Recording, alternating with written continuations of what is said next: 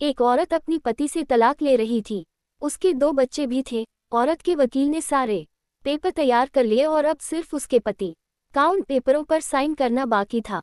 पति ने वकील से कहा, वकील साहब, मुझे पता है कि तलाक के पेपरों पर साइन करने के बाद सारी जिंदगी के लिए मैं अपनी बीवी बच्चों से दूर हो जाऊंगा, इसलिए मेरी एक ख्वाहिश है कि पेपर पर साइन करने से पहले मैं अपनी पत्नी और बच्चों के साथ कुछ घंटे गुजारना चाहता हूँ। अंडस्को आप मेरी पत्नी से कह दो कि कल सुबह वो मेरे बच्चों को कोर्ट लेकर आ जाए। वहां से मैं इन सबको कुछ घंटों के लिए अपने साथ ले जाऊंगा और फिर वापस आकर इन तलाक के पेपरों पर साइन कर दूंगा। वकील ने कहा ठीक है, और फिर अगले दिन सुबह पति ने अपनी पत्नी और बच्चों को एक गाड़ी में बिठाया और अपने साथ घुमाने ले गया। छोटा बेटा, पापा, मुझे माँ के साथ अगली सीट पर बैठना है। बेटी, नहीं पापा, माँ के साथ मुझे बैठना है, इसको हटाओ यहाँ से। पापा, अरे हाँ बेटा, आओ तुम दोनों लोग आकर आगे बैठ जाओ। बेटा, पापा, मुझे आइसक्रीम खाना है। पापा, हाँ क्यों नहीं बेटा, मैं तो अपने मुन्ने को अपने हाथों से आइसक्रीम खिलाऊंगा। पापा सभी को आइसक्रीम खिलाने के लिए एक रेस्टोरेंट में ले गए। कभी पापा अपने हाथों से आइसक्रीम बच्चों को खिलाते और कभी माँ पापा बराबर रुमाल से अपने बच्चों का मुंह साफ कर रहे थे और उनको पानी पिला रहे थे। फिर पापा सबको पार्क ले गए। अंडस्को बच्चे कभी पापा से गले लगते और कभी माँ से। पापा अपने बेटे और बेटी को गोद में उठाते और उनकी ख्वाहिशें पूरी करते। बेटी, पापा, हमें अपने घर जाना है, हम नानी के घर नहीं जाएंगे, वहाँ आपके बगैर मुझे बिल्कुल भी अच्छा नहीं लगता है। बेटा, हाँ पापा, मुझे भी बिल्कुल नहीं अच्छा लगता है। अंडस्को दोनों बच्चे अपने घर जाने की जिद करने लगे। पापा, हाँ बेटा, हम अपने घर जरूर चलेंगे।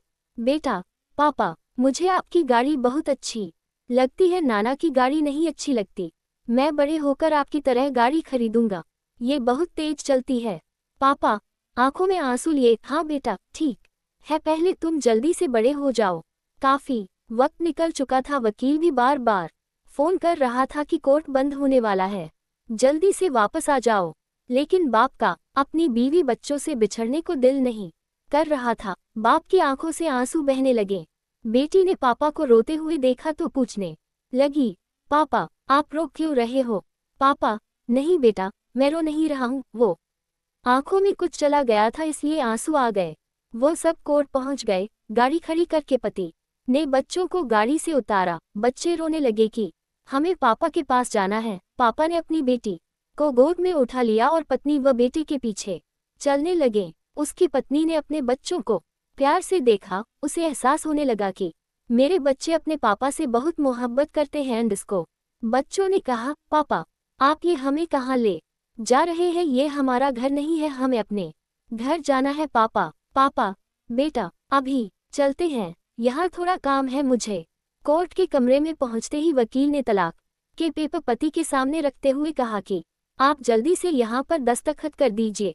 लेकिन पत्नी ने आगे बढ़कर वकील से कहा कि मुझे अपने पति से तलाक नहीं चाहिए, मैं अपना केस वापस लेती हूँ। मैं अपने घमंड की खातिर अपने बच्चों की जिंदगी तबाह नहीं करूँगी। ये सुनकर पति अपनी पत्नी से लिपट गया और दोनों बहुत रोने लगे। अगर हम थोड़ा सा अपने घमंड को एक तरफ रख दें और किसी दूसरे के हालात सही करने के बजाय अपने खुद के हालात सही कर लें तो बहुत से रिश्ते टूटने से बच